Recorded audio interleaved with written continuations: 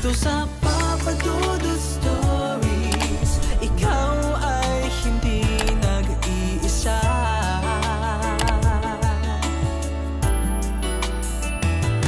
Dito sa Papa Dudut Stories, may nagmamahal sa'yo. Papa Dudut Stories. Papa Dudut Stories. Sa lahat po ng mga nakatutok ngayon, huwag pong kalimutan mag-like, mag-share at mag-subscribe. Maraming salamat po sa inyong lahat.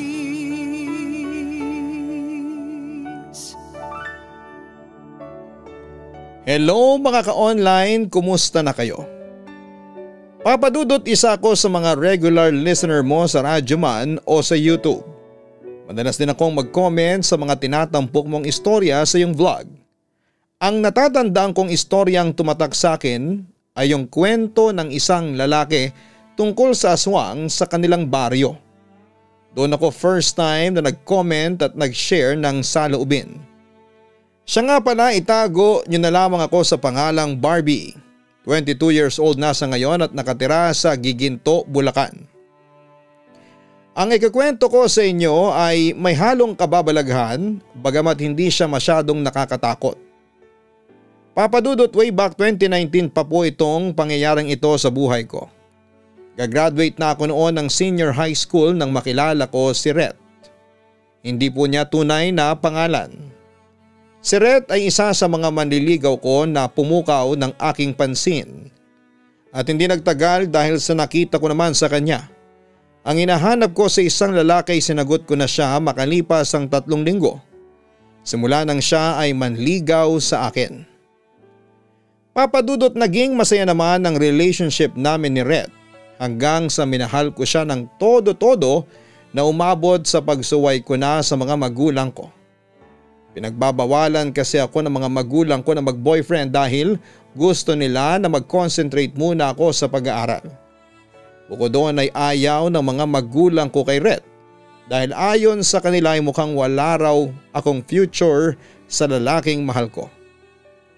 Pero Papa Dudut, ipinaglaban namin ni Rhett ang aming pagmamahalan kahit na nakasamaan ko pa ng loob ang mga magulang ko. At kahit na ilang beses pa silang magbanta sa akin na pahihintuin nila ako sa pag-aaral at palalayasin ay hindi pa rin ako nagpatinag. Kaya sa huli sumuko na lamang ang aking mga magulang at nagpasya silang tanggapin na lamang si Rhett para sa akin. Kaso Papa Dudut, sa kabila ng mga sakripisyo namin para mapanatiling matatag ang aming pagmamahalan, hindi talaga maiiwasan na subukin kami ng tadhana. Isang pangyayari na talagang nagdulot sa akin ng madaming luha. Isang araw ay nagpunta ako sa barkada ko upang makihalubilo sa kanila. Lumapit sa akin ang kaibigan kong si Gail. "Hiwalay na ba kayo ni Rhett?" Tanong niya sa akin. Nagtaka naman ako sa aking narinig. Sabay sabing, "Bakit naman kami maghihiwalay ng boyfriend ko? Maayos naman kami." Sabi ko sa kanya. Kasi Barbie, si Rhett laging nakinalit. Nakikita ko lagi silang magkasama. Tapos doon palaging kumakain si Rhett. Tapos ang sweet pa nila. Pagtatapat ni Gail sa akin. Papa Dudut, hindi ko alam kung anong magiging reaksyon ko sa aking mga nalaman. Nanlambot ako noon at biglang pumatak ang luha ko. Umalis at umuwi na sa bahay dahil hindi ko na noon mapigilan ang emosyon ko. Tinawagan ko naman si Rhett para kumprontahin Papa Dudut. "Totoo ba, Rhett? Palagi kayong magkasama ni Let? Na sweet kayong dalawa?" Usisa ako na may halong pagsiselos. "Hindi, mali pa lang tanong ko. Tapatin mo nga ako, Rhett, may relasyon ba kayo ng babaeng yon?" Damang-dama ko naman na nabigla siya sa aking mga tanong at para bang nag-aalinlangan siyang sagutin yon. Pero sa huli nagpasya na lamang siyang umamin. "Oo Barbie, I'm sorry. Hindi ko na uulitin yon, sorry talaga." Pag-amin pa niya. "So may relasyon nga kayo?" Pagkaklaro ko. "Oo, pero pampalipas oras ko lang si Let. Hindi ko siya mahal. Ikaw lang ang mahal ko. I'm sorry Barbie. Huwag kang mag-alala. Hihiwalayan ko na siya. Hindi na ako lalapit sa kanya simula ngayon. Sabi pa niya sa akin hoping na makukumbinsi niya ako. Ngunit dahil nga sa marupok ako pagdating kay Rhett ay nagpasya na lamang ako na patawarin na lamang siya.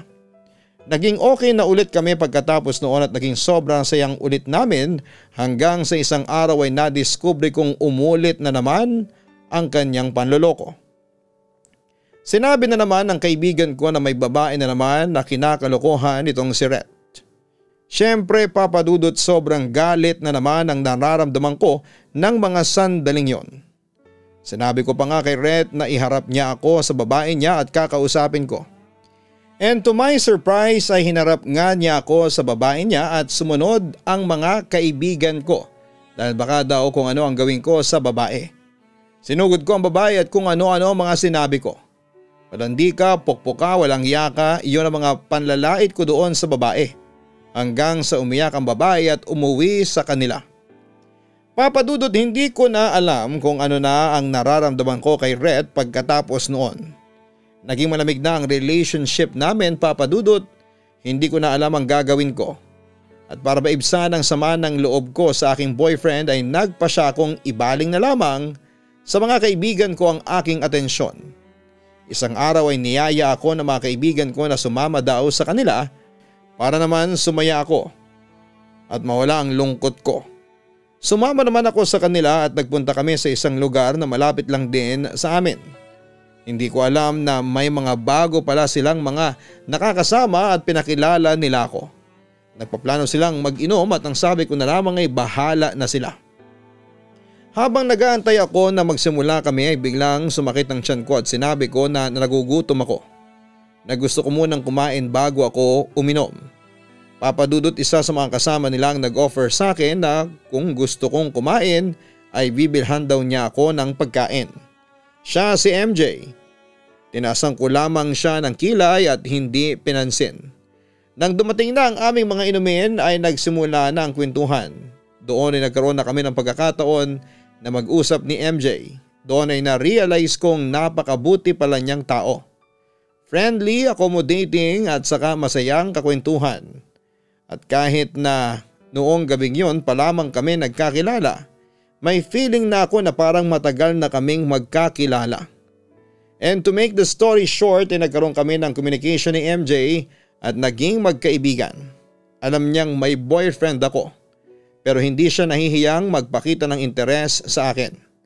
Hanggang sa ipinagtapat niya sa akin na gusto raw niya ako at intensyon daw niyang ligawan ako. Papa Dudut, sinuyo niya ako at hindi nagtagal ay nahuli ni MJ ang puso ko. Samantala ay hindi ko iniisip pero naisip ko na pagkakataon ko na para makaganti kay Rhett. Naisip ko na si MJ na ang solusyon sa lahat upang ma-realize niya lahat ng pagkakamali niya sa akin. Hindi nagtagal ay dumating ang araw na nakipaghiwalay na ako kay Rhett pero ayaw ni Rhett. Ngunit sa huli ay wala siyang nagawa. Tapos nabalitaan pa ni Rhett ang tungkol sa amin ni MJ. Tinanong pa nga niya ako kung may bago na ba akong boyfriend. Papa Dudut, umamin ako noon na mahal ko si MJ at nagbabalak na akong sagutin ito. Napaiyak naman si Rhett at sinabi sa akin na nasasaktan na siya. Nangako siya sa akin na magbabago na siya. Pero pinanindigan ko na ang naging desisyon ko na hiwalayan na si Rhett, Papa Dudut. Kaso isang karumal-dumal na insidente ang naganap na hindi ko akalain na magagawa ni Rhett. Nagimbal na lamang ako ng ibalita sa akin ni Gail na pinatay raw ni Rhett si MJ at kasalukuyang wanted ang ex-boyfriend ko sa mga pulis. Natakot naman ako and at the same time ay sobra akong naawa kay MJ. Samantala inamin ko sa mga magulang ko ang nangyari at natatakot ako na balikan ako ni Rhett. At hindi nga ako nagkamali dahil isang araw ay bigla na lamang niya akong kinidnap habang papunta ako sa school. Dinala niya ako sa isang lugar na hindi ako pamilyar, Papa Dudut.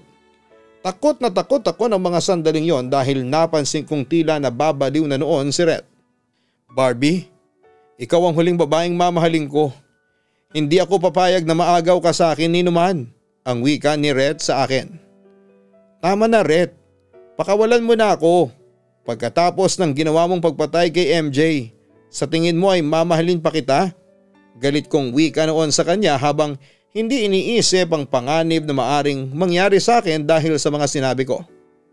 Lahat ng mga magiging boyfriend mo papatayin ko. Hindi ka magiging masaya sa ibang lalaki. Sa akin ka lang magiging masaya. Giit pa ni Red sa akin. Baliw ka na talaga, naibulalas ko. Papa Dudut, hinalikan niya ako sa labi at sa noo. Umiiyak ako noon at pumapalag. Pero palagi niya akong tinututukan ng baril na ayon sa kanya ay nakuha niya sa tiyuhin niyang pulis. Hindi kita kayang saktan Barbie kasi mahal na mahal kita, ang sabi niya sa akin. Kung mahal mo ko, pakawalan mo na ako at sumuko ka na sa mga pulis. Demand ko noon sa kanya. Hindi ako susuko sa mga pulis Barbie kasi magpapakamatay na ako bago pa nila ako ikulong. Ang wika ni Red sa akin sabay tutok ng baril sa kanyang ulo. Huwag mong gagawin yan, pakiusap Red. Pagmamakaawa ko pa sa kanya. Kung hindi mo lang ako mamahalin, mabuti pang mamatay na lamang ako, ang sabi ni Red. Pero bago ako mamatay, tandaan mo na hindi ako aalis sa tabi mo. Babantayan kita. Akin ka lang, walang sino mang lalaki ang magmamahal sa iyo kundi ako lang. Yun ang sinabi pa niya sa akin bago niya ipinutok ang baril sa kanyang ulo.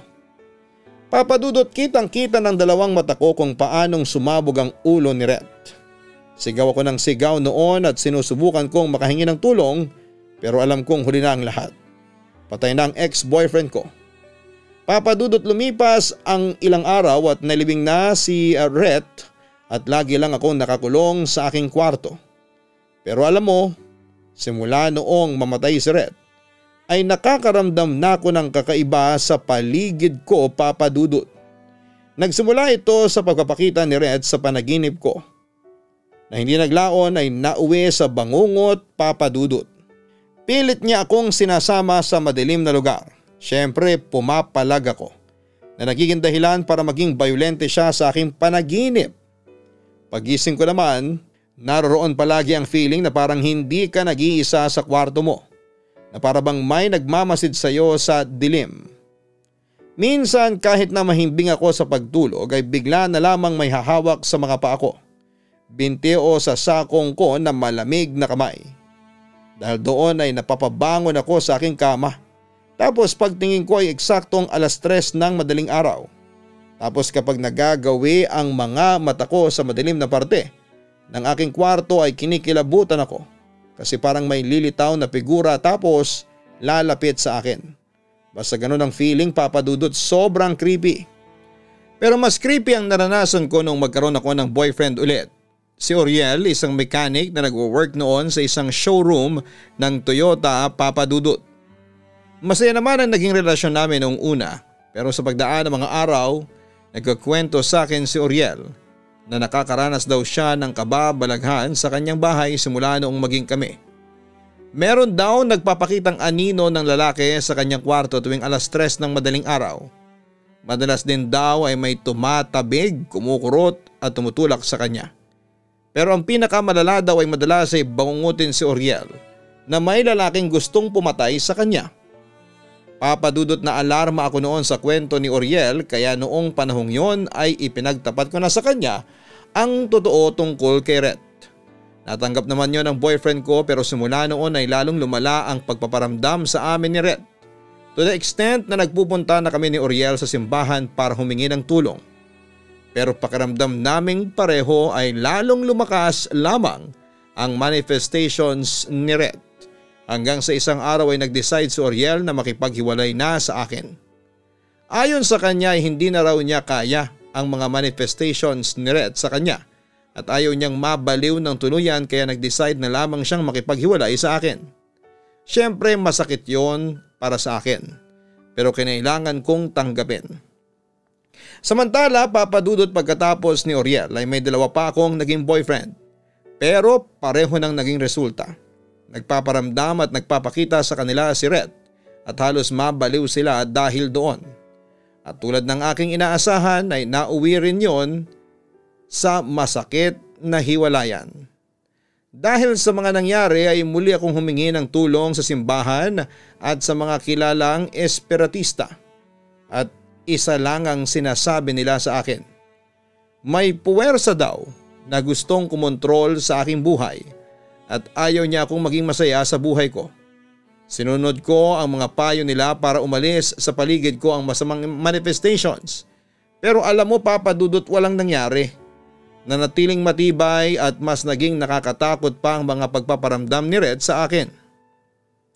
Hanggang sa isang gabi, bigla na lamang akong nagising nang biglang may humawak na malamig na kamay sa aking kanang sakong.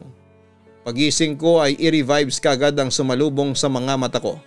At nang bumangon ako mula sa aking kamay, nagulantang ako nang makita kong nakatayo si Red sa paanan ko at emotionless. Red, ikaw ba yan? Tanong ko sa kanya habang kinikilabutan. Oo, ako nga to Barbie. Binabantayan kita. Sagot niya sa akin at hindi ko nakitang gumalaw ang kanyang bibig. Pero ang boses niya ay tila umaalingaw-ngaw noon sa aking utak. Bakit mo ba ginagawa sa akin to? Gusto ko lang namang maging masaya sa buhay kapiling ng taong mahal ko. Pero bakit ayaw mo akong pahintulutan? Kompronta ko noon sa kanya. Dahil hindi sila ang nararapat para sa iyo. Ako lamang ang nararapat para sa iyo, Barbie. Wika niya. Pero patay ka na. Bakit di ka na lang manahimik at pumunta sa lugar kung saan ka dapat pumunta? Giit ko noon sa kaluluwa ni Red. Ayokong mahiwalay sa iyo. Mahal na mahal kita, Barbie, at ayaw kong mapunta ka sa iba. Akin ka lang, akin ka lang. Umaalingaw-ngaw na sabi ni Red sa akin na para bang naninindak na. In Jesus' name, tigilan mo na ako. Pagdideklara ko sa kanya. Pero lalong nagalit si Red sa akin kahit na ilang beses mo pang tawagin ang pangalan ng Diyos. Hindi mo ako mapapaalis.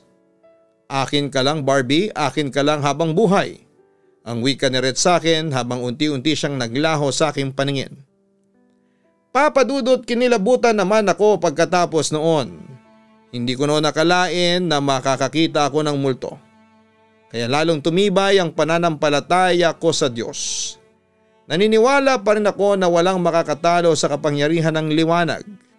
Samantala ay merong isang lalaki ang nagkagusto sa akin. Stephen ang kanyang pangalan. Nagkakilala kami noong 2022 noong mag-decide akong maging working student. Mabait at straightforward si Stephen. Kapag gusto niya ang isang babae, sasabihin niya kaagad ito. Pero Papa Dudut, noong nagpahayag si Stephen ang pagkagusto sa akin ay doon na nagsimula ang problema. Nagkakwento siya sa akin na may nagpaparamdam sa kanyang multo ng isang lalaki na hindi niya kilala. Dahil doon ay agad kong inamin sa kanya ang totoo. Nung una ay tinawanan lamang ako ni Stephen at sinabi pa niya na walang makakapigil sa kanya. Pero pagkatapos ng gabing yon ay isang hindi ine-expect na pangyayari ang naganap kay Stephen. Naaksidente ito sa kanilang bahay at hindi ko alam ang buong detalye pero nakoma si Stephen. Dumalaw ako sa ospital kung saan awang-awa ako sa naging kalagayan ng kaibigan ko. Kinagabihan naman ay nagpakita si Red sa panaginip ko at doon ay isang komprontasyon ang naganap. Anong ginawa mo kay Stephen? Ikaw ba ang dahilan kaya siya naaksidente at nalagay sa koma? Galit na tanong ko. Oo, ako nga ang gumawa nun sa kanya. Pag-amin niya sa akin. Ang sama mo? Kung talagang mahal mo ko, hindi mo gagawin to sa mga taong malalapit sa akin. Naibulanas ko. Ayoko lang na agawin niya ang pag-aari ko. Malamig na sagot pa ni Red. Hindi mo ako pagmamay-ari, Red. Sa totoo lang ay napapaisip na ako kung ikaw ba talaga yung boyfriend na minahal ko noon. Hindi ikaw si Red, kampon ka ng kadiliman, sigaw ko sa kanya. Sa puntong yun ay naggalit na si Red at biglang nagbago ang kanyang itsura. Bawiin mo ang sinabi mo, bawiin mo, galit niyang sabi. Sa puntong yon ay natakot talaga ako ng husto at binanggit ko ng paulit-ulit ang pangalan ng Diyos. Hanggang sa bigla na lamang akong nagising. Ngunit ang takot ko ay napalitan ng pag-iyak. Nang makatanggap ako ng isang mensahe mula sa pamilya ni Stephen na patay na raw ito. Papa Dudut, doon ko na-realize na hindi talaga ako pahihintulutan ni Red na maging masaya sa piling ng iba. Kaya para iligtas sila ay hindi na ako nag-entertain muna ng manliligaw. Kapag may lalaki nagpapakita ng interes sa akin ay sinasabi ko kaagad sa kanya ang totoo. Hanggang ngayon, ganito pa rin ang meron ako. Loveless dahil sa takot ako na balikan ni Rhett oras na magmahal muli ako. Sa maniwala kayo o sa hindi hanggang ngayon ay nagmamanifest pa rin si Rhett sa akin at sa pamilya ko. O Papa Dudut, pati pamilya ko ay dinadamay niya. Sinubukan na naming kumonsulta sa exorcist at mga albularyo pero hindi talaga nila mapigilan ang kaluluwa ni Rhett. Sabi pa nga ng isang espiritista na kakilala ko ay eternal daw ang pagmamahal ni Rhett sa akin. At handa niyang ipaglaban iyon kahit papatay na siya. Papa Dudut, sa totoo lang ay hindi ko na alam ang aking gagawin. Sinubukan ko na ang lahat ng klase ng panlaban pero matibay talaga ang pag-ibig ni Rhett sa akin. Dapat ko na bang tanggapin ang katotohanan? Ano ang maipapayo ninyo sa akin? Lalong-lalo na ng inyong mga tagapakinig. Papa Dudut, katunayan habang sinusulat ko ito ay nagmamanifest si Rhett sa akin. Para bang ayaw niyang ituloy ang pagsulat ko sa inyo. Pero kahit na may mga hadlang ay sinikap ko pa rin tapusin ito at may padala sa inyong programa. Papa Dudut, hanggang dito na lamang ang aking liham. Sana'y mabasa niyo po ito at mapiling itampok sa inyong vlog. Lubos na nagpapasalamat, Barbie.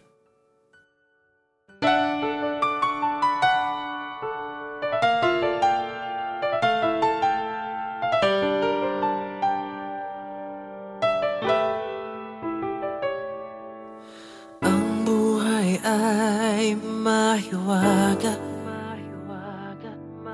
laging may lungkot at saya. Sa Papa Dudut Stories, laging may karamay ka.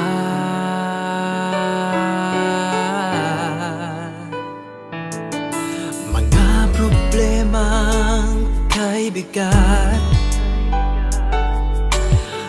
ito ay pakikinggan ka. Sa Papa Dudut Stories, kami ay iyong kasama. Dito sa Papa Dudut Stories, ikaw ay hindi nag-iisa.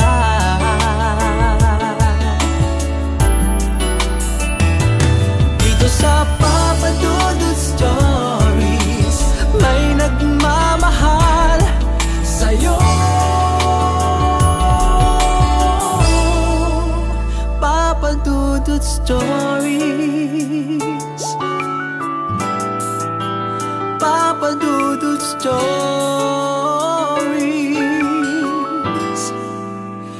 Papa Dudut Stories.